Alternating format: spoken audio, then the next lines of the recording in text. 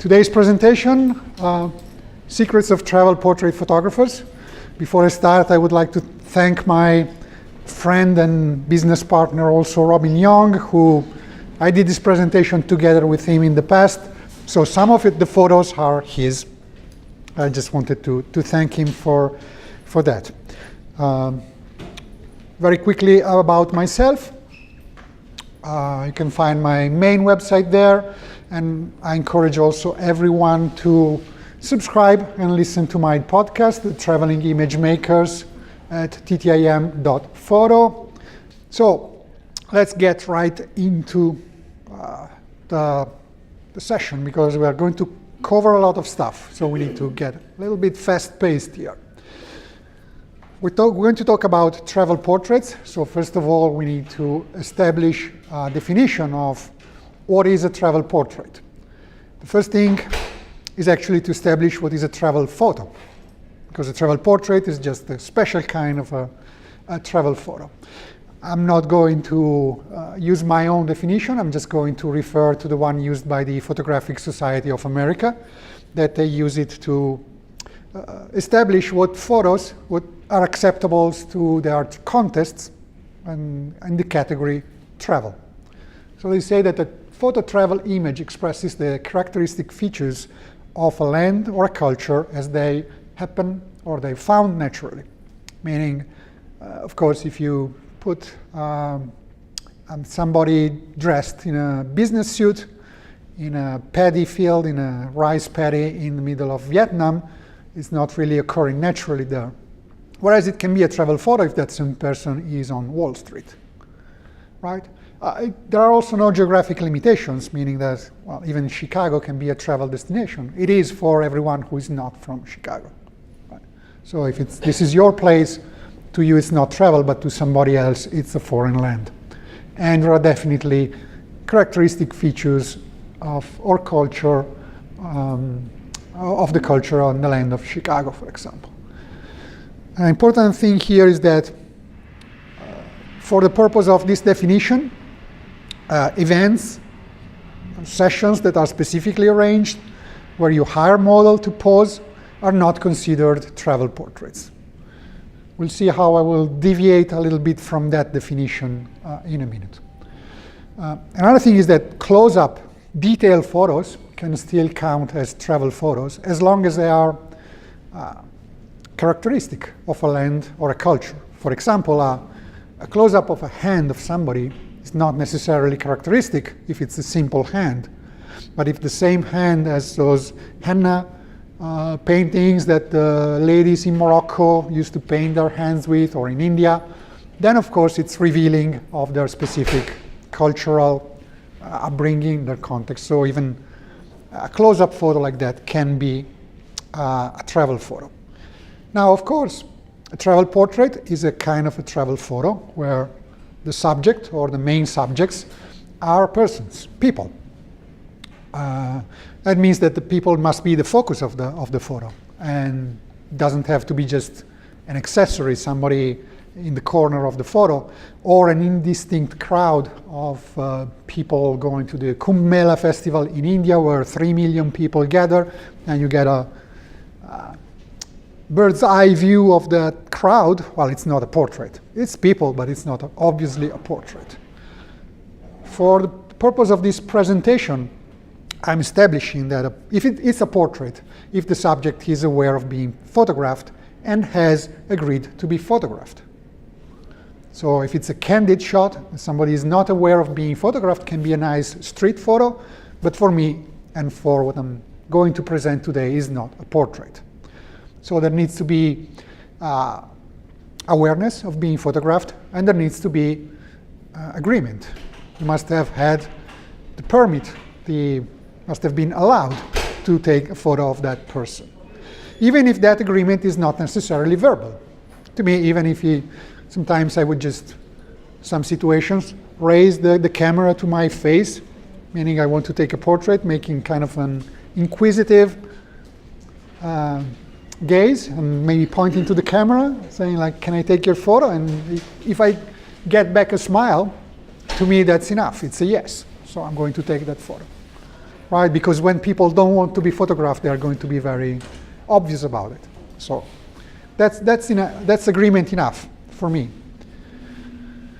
My definition of portraiture here differs a little bit from what the PSA applies, because sometimes we do arrange shots. For instance, we do that with my partner, Robin Young, that I mentioned previously. Every year we go to Venice for the carnival. And it's a great event where all those people with wonderful costumes that ask nothing better than to be photographed. Right? But if you do it in the street and you don't arrange it something, it's hard to get a good photo because it's chaos. There's a million of people around and it's impossible to, if you see somebody with a nice costume, you cannot stop them in the middle of the street and try to take a photo because there will be 100 tourists that want to take a selfie with them. So forget about it. We arrange shoots. We take those people to either a private room or an alley where nobody goes at night, and we arrange our private shoot. So, but I'm still including those here. Even if I submitted one of those photos to the PSA for a contest, it would be disqualified. That doesn't mean that to me is not a portrait for travel portrait. It just means that it's not admissible to this kind of contest. And I'm still using some of those photos because I think whether you think they're legitimate travel portraits or not, I still think that they show the techniques, things like composition, lighting, and so on, that can be employed in any kind of similar context. Sorry. So, for instance, we have spontaneous portraits like this one. There's schoolgirls in Bangkok.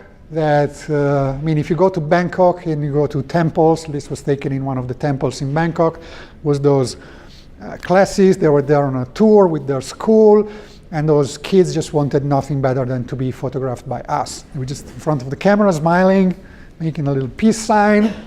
It was a lot of fun and completely spontaneous. Right? You didn't even have to ask for it. Conversely, as I said before, sometimes we do arrange shoots like this. We went to a little alley where nobody went, and we asked those people to pose.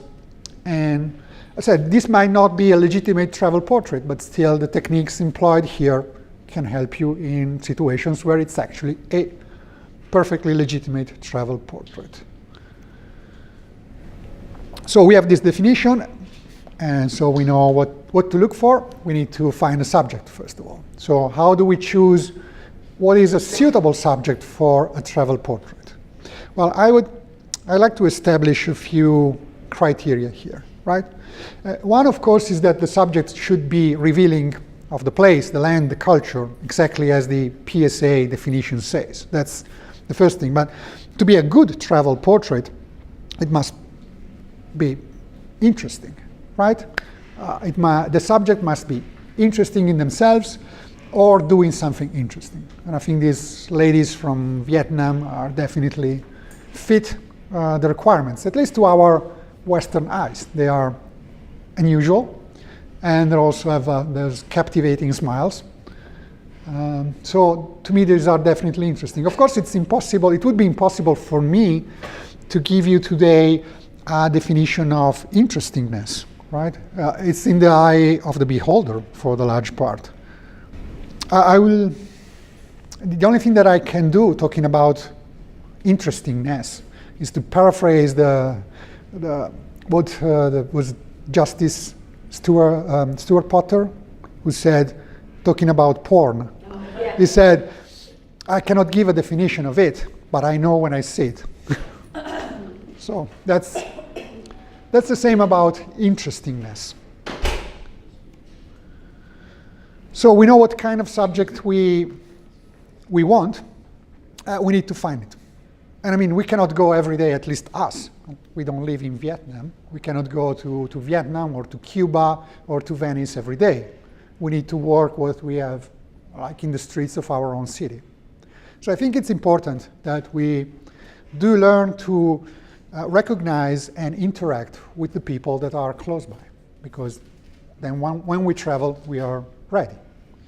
Right, so a good way to become better at travel portraits is to photograph strangers, people that you don't know, even if in your home city, in your home country. That would not be necessarily travel, but it's a very good exercise.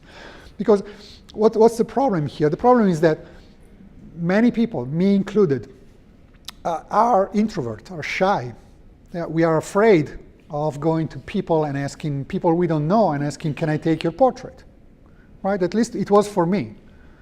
It was very hard for me to take the first photos of people that I didn't know. So if you are in the same kind of predicament, I can suggest you a few things. The first one is to think about the worst thing that could possibly happen.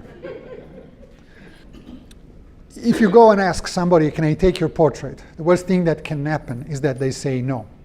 They will not punch you in the face, they will not call the police, at least generally, right?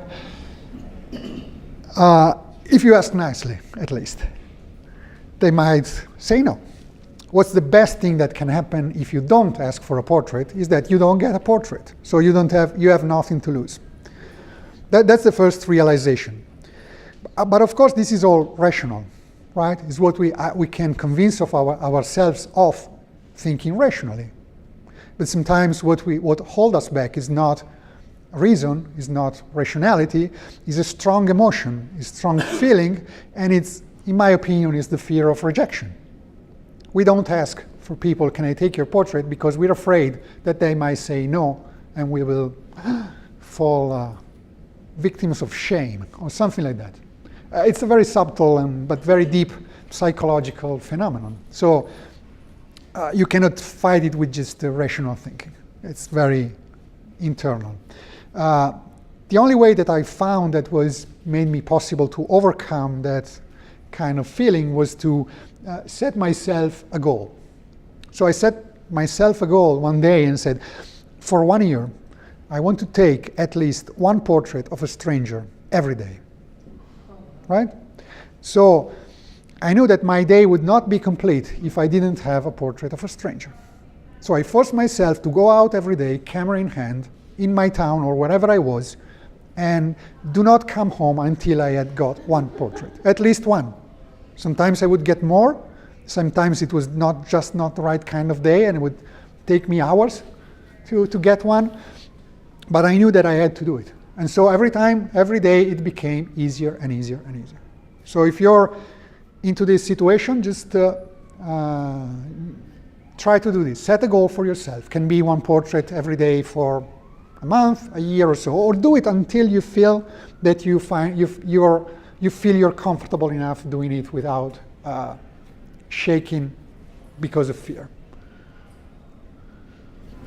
If you're really, really shy, you can start with street performers. The reason is that they don't mind and they will never say no, as long as you give them some money. They're just great subject, and also an interesting subject, because somebody playing an interesting instrument and so on can be a really good subject, and they're really easy to photograph. They never say no. Always smile and keep talking. Now, if you approach somebody and you just say, can I take your portrait? You stop there. The best thing that can happen is that they will walk and think you're a creep.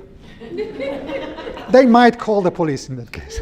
So smile, don't put the camera in front of your face, smile, keep talking, ask for a portrait, maybe explain why you want a portrait, because sometimes they will ask, why do you want a portrait of me? In this case, it helps to have a story ready, which doesn't have to be a made-up story, it can be a true story. I started doing this and people asked me, why do you want to take my portrait? And I was just saying, well, because I'm doing a personal photography project and I want to take a photo of a stranger every day, and I think you look great. You have great hair or a great hat, or you're dressed really interesting, or something like that. You also make a compliment. You give them a compliment, they open up. So with a story, you can engage them in a little of talk, and then you can show the photo on the back of the camera, which I think is a good thing to do, because you're taking something from them. It's nice that you show them something and you tell them, you look great. Give them a compliment, okay? And then once you've broken the ice, you can ask for more photos, because seldom the first photo will be nice. Sometimes you ask people, can I take your portrait? And they will just freeze. Oh my God, do I need to pose? So you take the first photo, it will be horrible, but you'll still say you look great, and say maybe we can take a few more. You just make them relax, ask, where are you from? How's this year? If you are somewhere, like I did it a lot with tourists in my own city, ask them where are you coming from, do you like this place, and so on. And then relax, and then you maybe take more photos. Carry business cards, or if you don't have business cards, carry a notepad so they can write down their email address and then send them photos if they want. But do it, please. Don't just say, I will send you photos and then forget to do it. Always do it.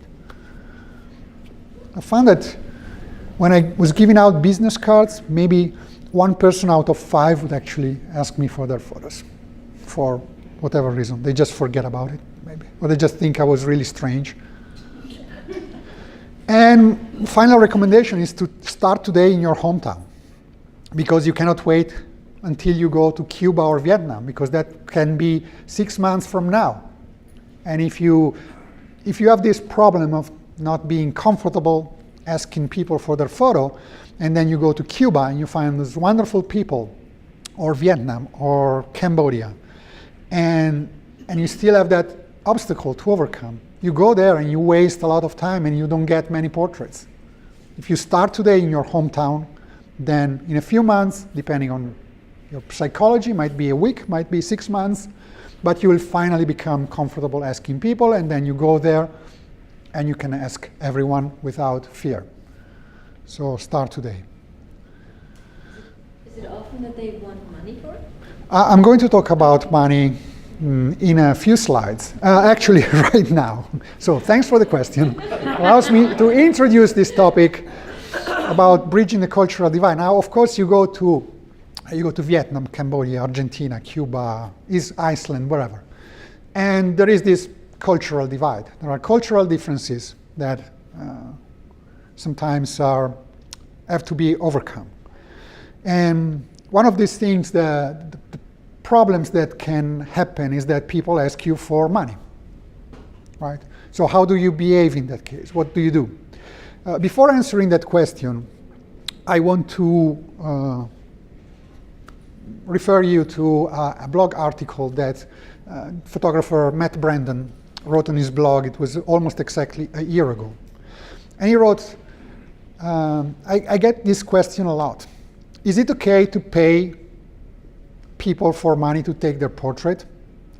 And he said, this is a question that I get a lot. And after answering it a lot of times, I started thinking that maybe this is the wrong question to ask.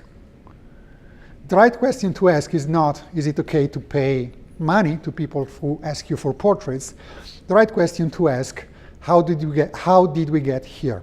How did we get to the point where people do ask money for having their portrait taken? His analysis is basically that this is due to the democratization or massification of travel and photography. It's much easier today to go anywhere. It's much cheaper. There are flights everywhere. We can go pretty much all over the world, and people do go over pretty much the whole world in greater numbers than ever.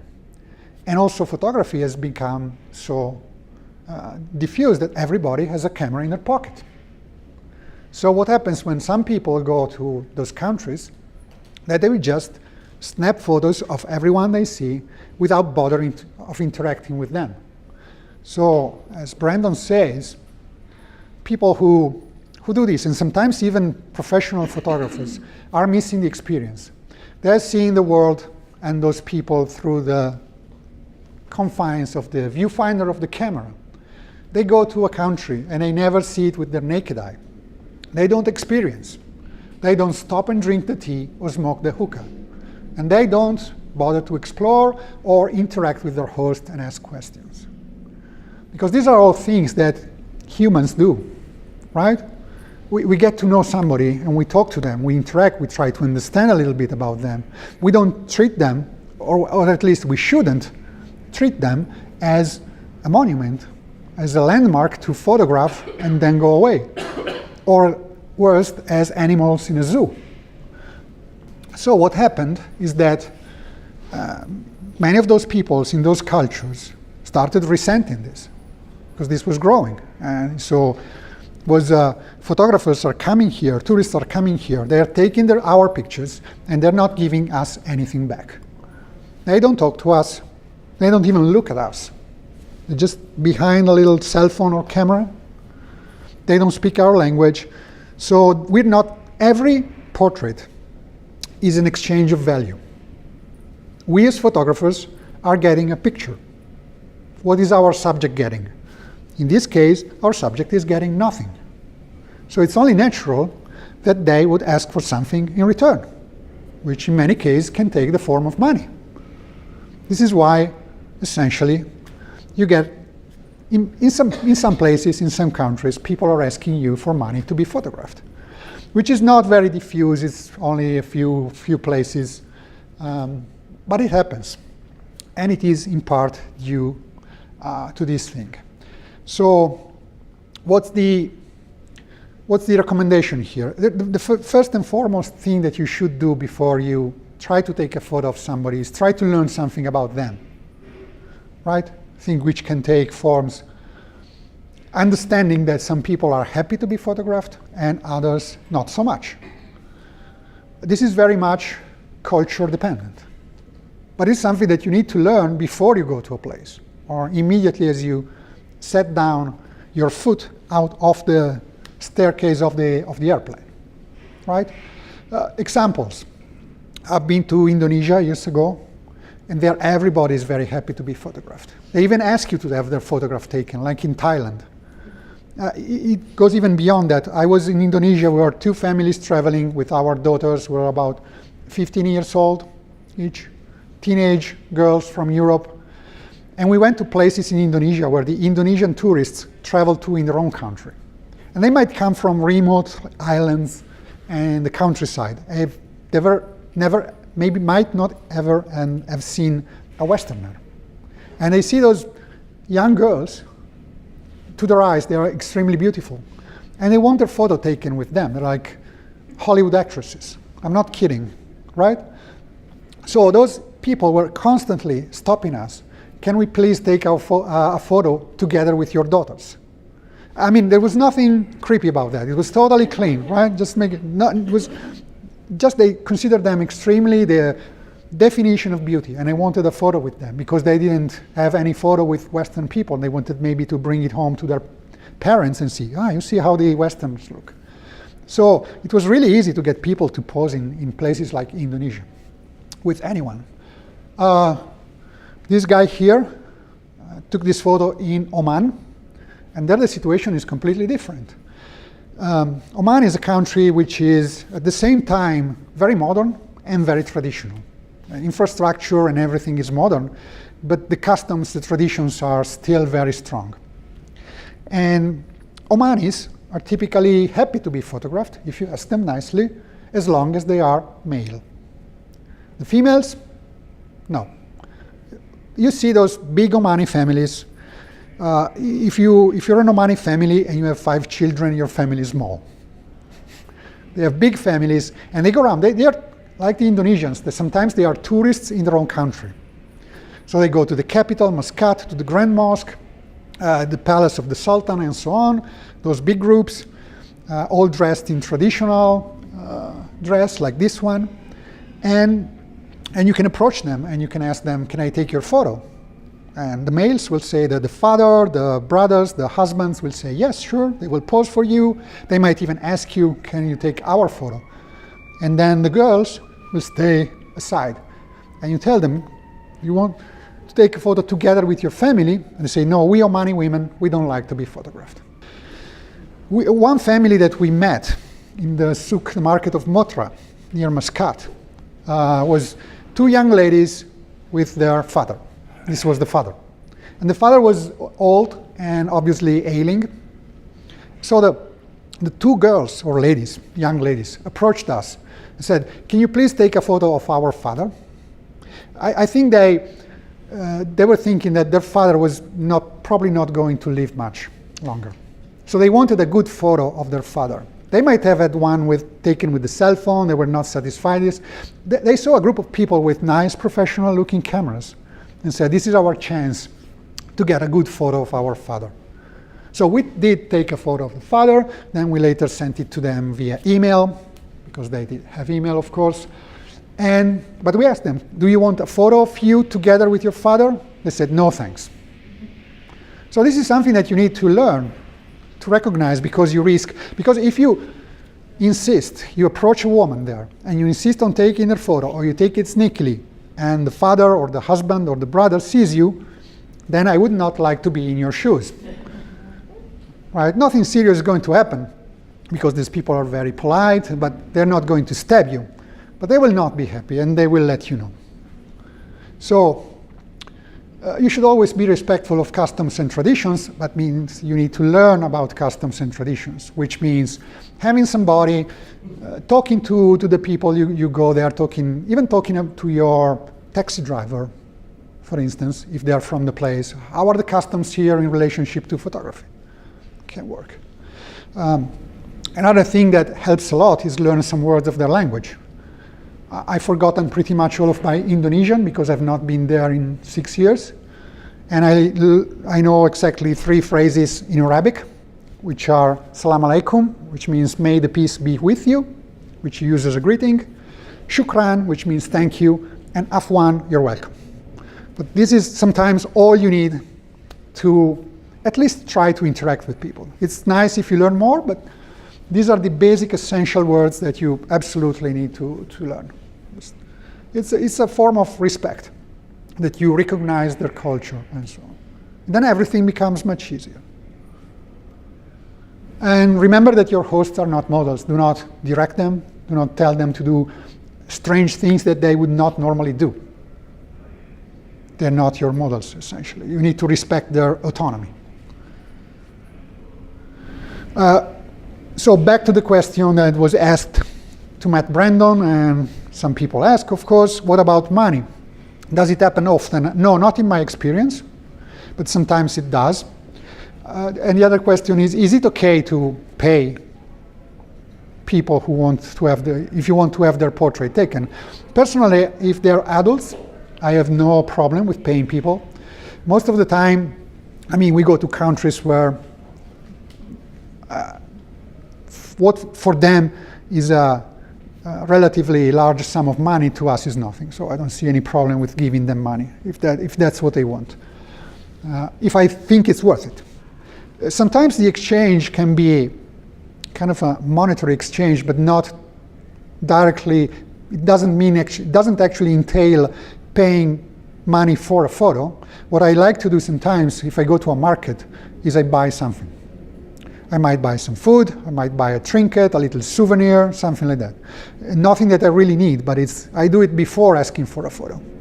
So just giving them some value. I've taken some value back, and I think it looks cleaner, right? More or less of just paying for a portrait. And in the end is what happens. I mentioned street performers before. They expect to be paid, and you should always do it before taking their photo. And as for children, I would say it's never okay to pay children to have their portrait taken, because this encourages children to stay in the street, maybe instead of going to school, and just looking for foreigners with cameras going in front of them, please take a photo of me, and then asking for money. Yeah? Is it okay to take portraits of children? Yeah, like this one. Without parents around, without... These children, no, well, there are legal considerations, ethical considerations, and practical considerations. So legally it depends on the country, the legislation, and so on. I think as the way I interpret, for instance, the legislation in Italy, there is nothing really against taking photos of children if their parents are okay. Is it ethical to do so? I don't think there is anything unethical. Again, if the parents are aware and saying yes. Practical, it can look like, it's hard sometimes in these times. if you ask to take a photo of children or you don't do it nicely or do it sneakily, then the parents might not react well. It's understandable. And then it's not nice to say, well, I have the legal right to take a photo of your child, and it doesn't really work. Even if you might be right, depending on the country, but doesn't really work. But I do, I mean, there was a little Bedouin boy in the desert in Oman again, and he was just running. He saw us with the camera and started running back and forth and running towards the camera, just wanting to have his picture taken. And his father or brother or elder brother was just around there and had no problem with it. But of course, there's the other issue is of publishing the photos of children, issue of privacy and everything. I'm not really concerned. If I got the permission to do so, for me, permission to take somebody's portrait entails the permission to publish it. So, this is how you choose your subject, how you interact with your subject. Question? So you don't get model releases if you're going to... No, I don't. Well, I don't use these photos for editorial purpose, or for commercial purposes. Meaning, I cannot sell those images for ads or anything like that. That would require a model release. For editorial use, reportage, or anything that, like illustrating a presentation like this, I don't think I need a model release. Again, depends on the country and so on, but I don't carry a model release. Only sometimes if I do an arranged shoot, then I might do it, because somewhat of a understanding that I might use those photos commercially, but I normally don't. So this is about finding a subject, choosing a subject, finding a subject, bridging that cultural divide, and so on.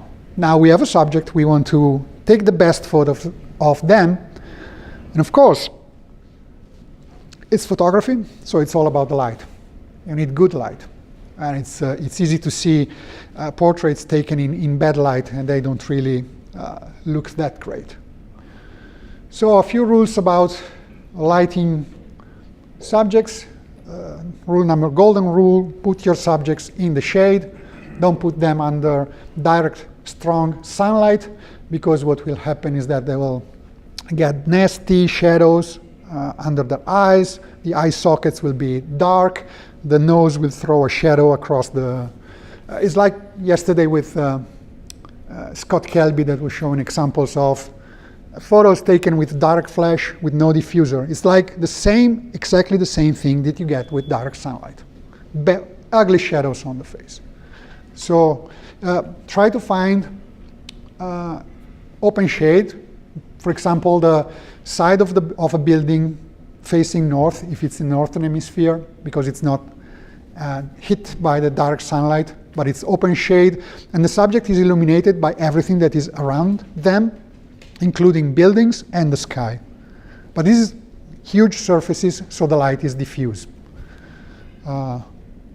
Think that helps a lot. Maybe not today because we have the sun out, but yesterday with the overcast day, it's like having a giant softbox in the sky. You don't even need to buy the $150 softbox that Scott Kelby uses. It's free. Use it.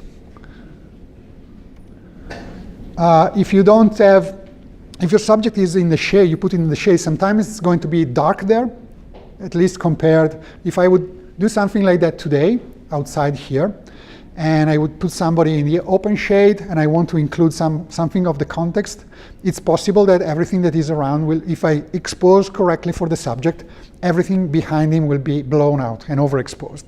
So how do you compensate that? You compensate that by using HDR. No, I'm kidding.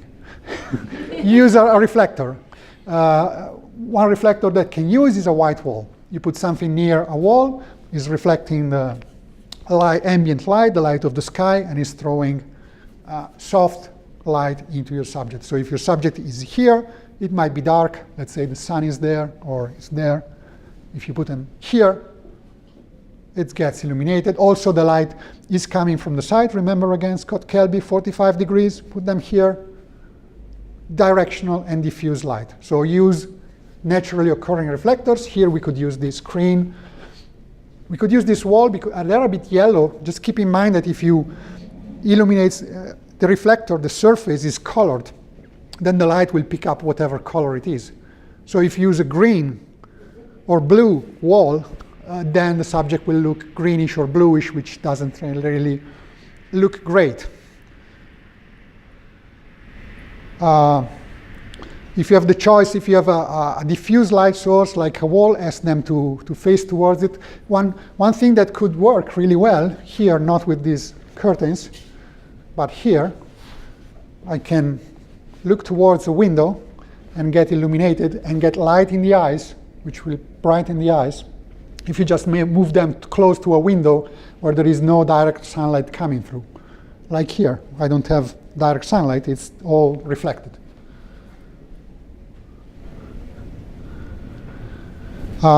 Things not to do: don't put your subject under direct harsh sunlight, because you will get those dark shadows under the eyes, across the chin, on the upper lip, and so on. And don't make your subject look straight into the sun, because they will squint and really find it hard to keep their eyes open. I don't know why, but when I was a young kid and our parents wanted to take photos of us out in the sun, they would invariably put us facing the sun and the photographer with their back to the sun, because they thought, well, now you're really well lit, right? Because if I take the other way, you will be dark. They didn't know better, but what happens is that you're looking into the sun, because, smile. Yeah. Okay, so. That's actually Kodak's fault. Kodak. Is it? Yeah. Kodak suggested. Yeah, you're right. You get the little piece of paper in there. Yes. It would have instructions on there on how to photograph different things. And Kodak would always tell you to do just that. Yeah, which is. Back when I was a child, I knew. We have an advantage now with digital cameras. You can do HDR again, but of course, if you do so and the sun is there and your subject is backlit, your subject will be dark, right? But you can compensate, overexpose a bit. Of course, the sky might be blown out, but that's not what you're interested in, is your subject's face. And you shoot in RAW. You have tons of dynamic range. You can just open up your shadow with a little slider in Lightroom or whatever. Use the shadow slider, go to the right, and everything that is dark becomes brighter. So don't fear doing that. So an example, bad example here, I was saying, do as I say, don't do as I do. I could not really here find a suitable location. It would have been a great portrait. That kid is great. But they have these shadows under the eyes, ugly shadow, strong shadow here. So kind of a failed portrait. An example here, two photos taken at a distance of a few seconds.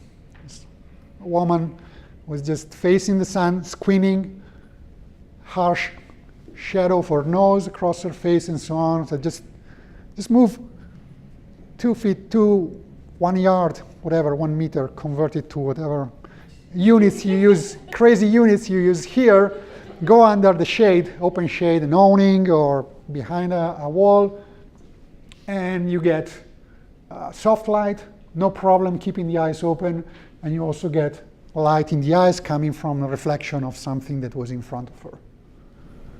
So it's a few little tricks that it's really easy once you get the hang of it. And you can show the difference on the back of the camera. See, I mean, I've taken this portrait of you. It's okay because you're beautiful, but maybe if you move a little bit, we can take an even better one. You can have your subject face straight into the sun if the sun is really low on the horizon. Sunset, you can see see how the shadows are really long? This is her shadow, this is my shadow, and this is the shadow of somebody who's standing beside me. And the sun is really low, it's soft, it's warm, and it's not strong, so people can really look into it and still get nice warm light in their face. Very important, get those catch lights in the eyes, like this here. And people that work in cinematography or TV know about the importance of catch lights, right? Because those little lights sparkle in the eye, they bring somebody's gaze to life. It's much more lively if you have that catch light. And of course, in cinema and TV, they employ a ton of lighting equipment that costs billions of dollars. right? You cannot do that in the street. What can you do? Well, one thing that you can do is, again, ask your subject to face towards a light source as long as it's not very strong. So in this case here, it was inside a room, but there was an opening in the room, like a window or a doorway, where the bright daylight outside was coming through that window, but the sun was not directly visible. So instead of, if we were here and we had an open window, instead of looking that way, I would look that way and get a catchlight in the eye. You can get here, it was inside, this is from my friend Robin, inside a hut in Ethiopia, and you see the little catchlight. You can create a catchlight even with a reflector, especially if you have a silver reflector. Just be aware that if you put it, you need to put it up, because if you put it down, the catchlight will be in the lower part of the iris, which doesn't really look natural, because we are accustomed to seeing people having catchlights in the top part of their irises, because it's a reflection of the sun. If we see it below, it looks strange. How often do you actually use like flashes and modifiers when you're traveling? I'm going to talk about flash in a second, so thank you for your question. Flash or not? That was timely. Yeah, we set it up. And actually, thank you, Scott, because yesterday Scott Kelly, did you all attend the keynote? Yes. Good. So he said everything that needs to be said about using flash. Whether it's in the studio or it's outdoors, I don't have anything to add to that. So you can just go back to that. So just, yeah, use a diffuser. Yeah, I would sometimes use flash. I just not often, because I don't like carrying one more object. And especially, what was that? The rule number 1 or 2 or something. Take your flash off the camera, right? So if I use flash, I don't put it on the hot shoe. I take it somewhere. If I'm alone, it means I have to hold the camera with one hand and the flash with the other, right? To put it at a 45-degree angle. And after a while, it becomes a little tiresome. So that's why, if I have somebody that can hold the flash for me, I will ask them to, I will have my little VAL. You know what a VAL is? It's a voice-activated light. So it's a light that you can say, move a little bit to the right, move a little bit to the left. You activate them with voice. Okay, so I do sometimes use flash, and I follow Scott's rules. So a reflector or a softbox, not if I'm traveling, because I mean it's something else that you have to carry, can be big, you have to fold it, unfold it. I mean, I don't go around a market in Morocco with a softbox or a stand or somebody following me. I mean, it would look silly.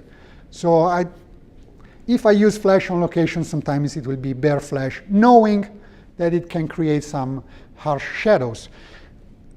Knowing that, if I can, what I do is, sorry, just let me go ahead a little bit. I would use bounce flash, right? Those flashes that you, not the pop-up. I never use the pop-up flash on the camera. Actually, my camera doesn't even have a pop-up flash. Thank God. I use one of those units that mount on a hot shoe if you want. And if I have nobody to hold me, and I want still to use flash, and I want it to be soft and diffuse, I will bounce it. I mean, those flashes have a head that swivels and turns. So if I have, again, a white wall, a white surface here, I can have my subject stand there, turn my flash this way, bounce it off the wall. It creates, the wall acts as a reflector, creates a huge light source that is soft. Remember that the light, the difference between soft light and hard light.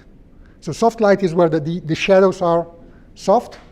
Gradation between light and shadow is smooth, like in this example here, right?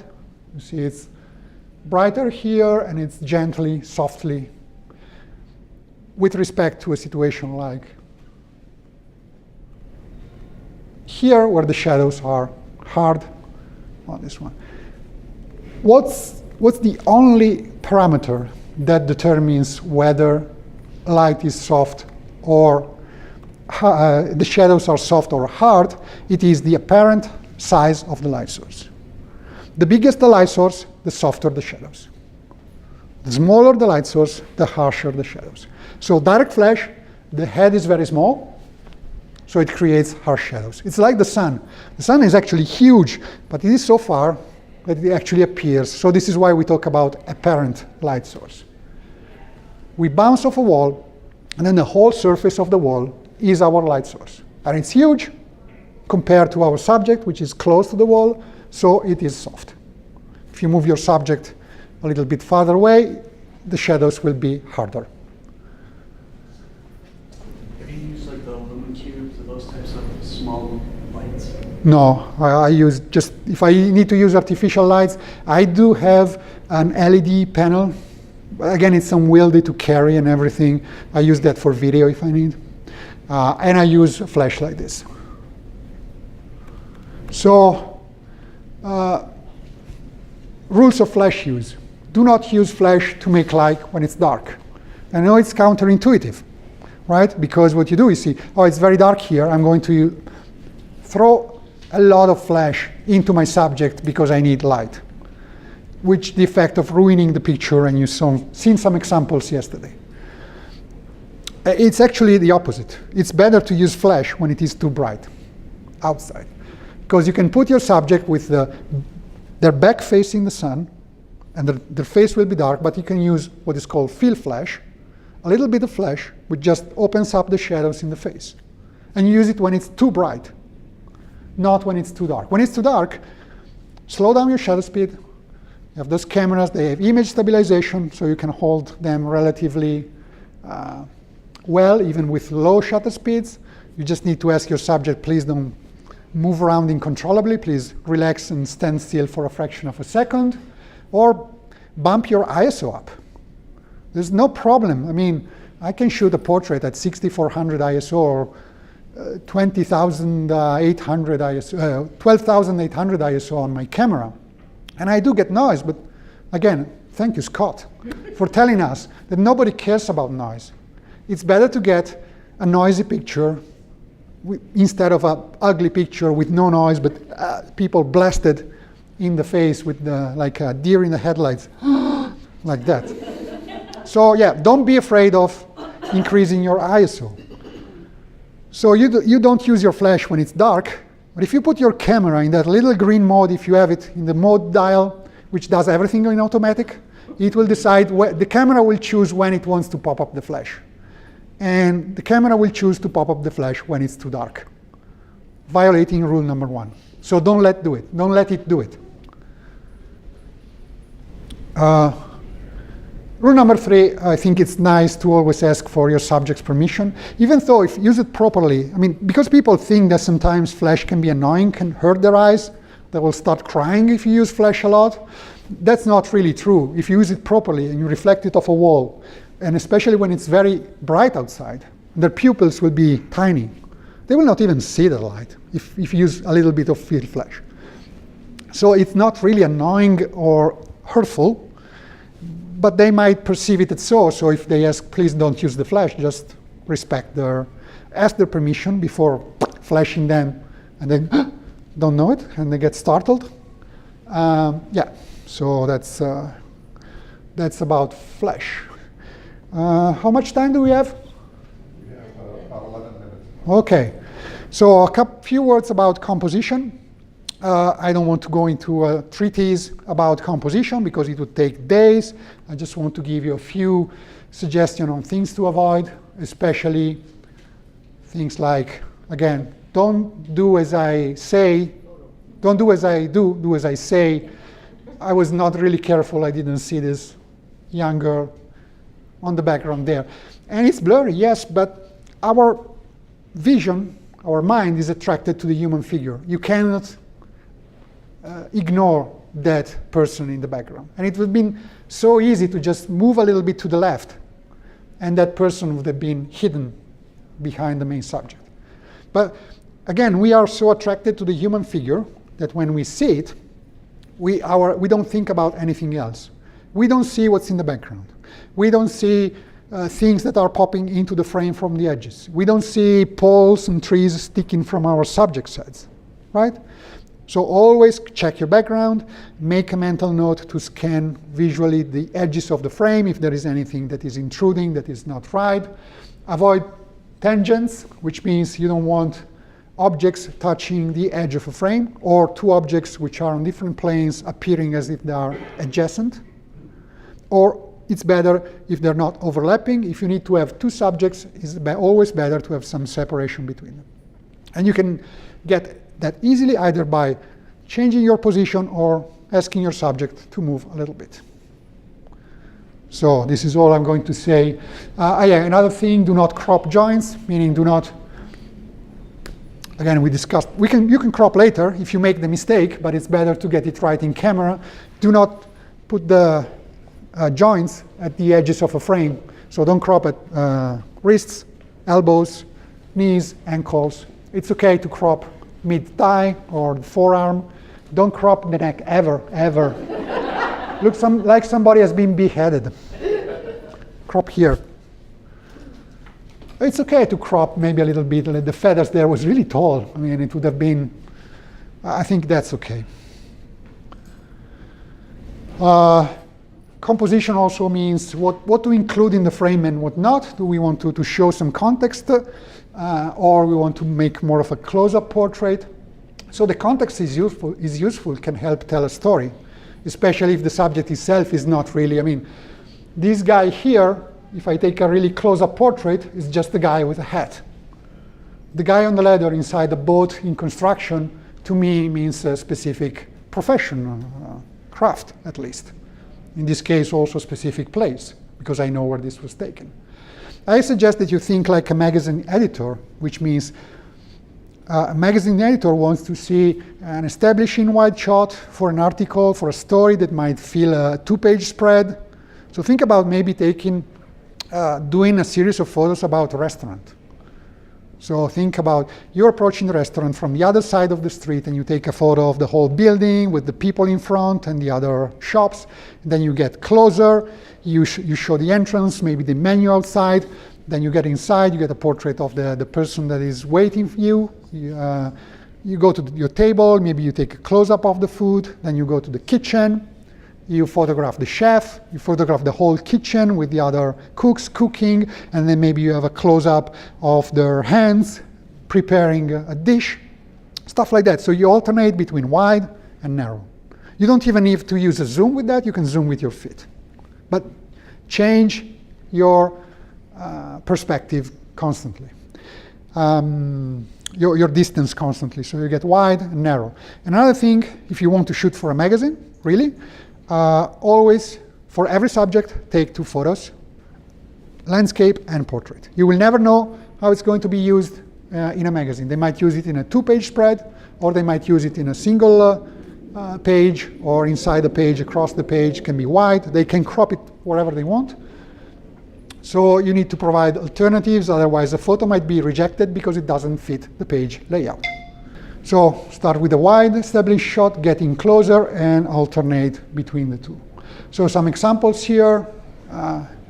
Family in Nepal, in their living room, clearly showing a typical Nepalese house.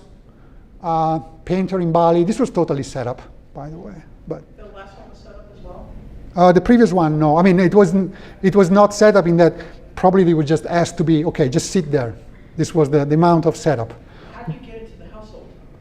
This was taken again by Robin, so I have to ask him. But I mean, what do you do? And what he does and what I do as well, you establish connections. You try to find somebody in the place, like a tour guide, something that knows the local people and can bring you there. Sometimes you will find, I mean, this painter here, I don't even know if he was really a painter. He was probably just an actor pretending to be a painter and posing for tourists. Okay, sometimes they just advertise themselves as models in a traditional costume or context or whatever. So this was totally staged. This one was staged as well. He was pretending to be, maybe doesn't even know how to paint, but he was just pretending to teaching young pupils how to paint. But it's still a cool portrait. Again, if you want to publish this on National Geographic, you shouldn't, because, I mean, if it's staged, you should disclose, right?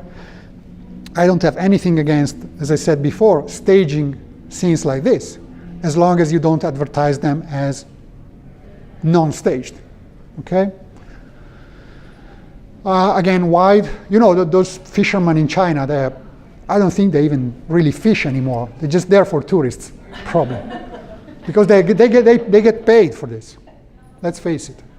But anyway, iconic shot, establishing wide shot, getting in closer to the fisherman and his cormorants, and even closer to show his face. You can even get really close up, as so close that you don't even show the whole face of your subject, as long as what is left is, again, somewhat characteristic or revealing of a culture, of a tradition, of a land. So even with half the face, you can really see that this woman is an actress in the Chinese opera because of her makeup and headdress and everything. So it's okay to really crop. A few more words about gesture, which can make or break a portrait if you have a nice gesture, and geishas are instructed to just make those gestures all the time, probably pretending to be fixing your earring or something. So a gesture can be spontaneous, can be requested, can be completely theatrical, meaning it's not even happening naturally, and then maybe it's not a travel portrait. This guy here I photographed him in Bangkok. He was a member of one of the few remaining families that still make those bowls. These bowls are used by the Buddhist monks that go around Thailand collecting alms, donations from the faithful. Nowadays, those bowls that you see, if you go to Thailand, you see them, they're made of plastic and they're made in Taiwan. Because the authorities of the Buddhist church, or whatever it's called, said, okay, it's okay to get them in Thailand because they're cheap, they're plastic. But there are 5 remaining families in Bangkok which still do those bowls the traditional way, from a sheet of metal, and they hammer it for days and days into shape. So we went there, we bought one of those, again, providing some values, also because they were really beautiful and unique. And I asked the guy who's making the bowls to please show it to me, make this gesture like a donation or accepting donations and so on. So this was requested. It was not spontaneous. But still, this was spontaneous. This was a guy in London. I don't even know what he was, don't even remember what he was trying to tell me. I like to think that he looks like James Earl Jones. He's probably telling me, use the force, Luke, or something like that. And this was totally staged, that there was no reason why this guy should spout water out of his mouth, but it was still a cool picture.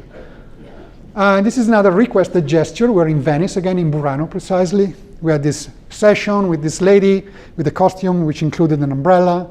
And I saw the clothes hanging from the line, and said, why don't you pretend to check if it's raining? And you actually, it might be the clothes dripping water. So just to change, to spice up some things here. So you can go from one extreme to the other. One final thing that I want to say, this was kind of a last minute slide. How many minutes? 2 minutes, so I'm going to go really fast here. Avoiding subject seduction. It's the idea that sometimes we are so taken up, we see a subject that is really great, and we don't think anything about the subject itself, and we ignore everything else. We ignore things like rules of composition. We ignore putting the subject in context. We ignore how the subject relates to their context, geometrically, visually.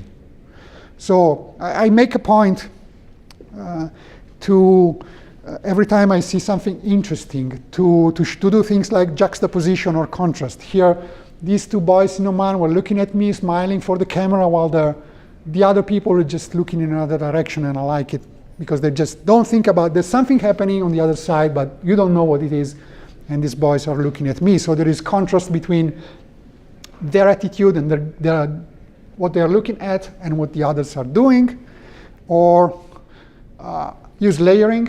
Like in this case, put the subjects in a row, so they stand on different planes instead of showing them flat as a typical you would do. Okay, there's a group of people all line up, same distance from the camera, and it's all flat. Here's a little bit different. Portrait taken in the portrait is here, reflection in the mirror in a tuk-tuk in Bangkok. So showing again a little bit of play of layers between a foreground and a background and another layer back, a little bit of playing there to add some more interest to the photo. So that's really it.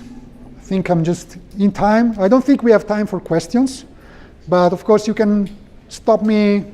I'll be around here the whole day and tomorrow. If you need to ask questions, just stop me and do. I just have 10 seconds maybe to thank you for attending. Hope it was interesting. You know where to find me. Thanks.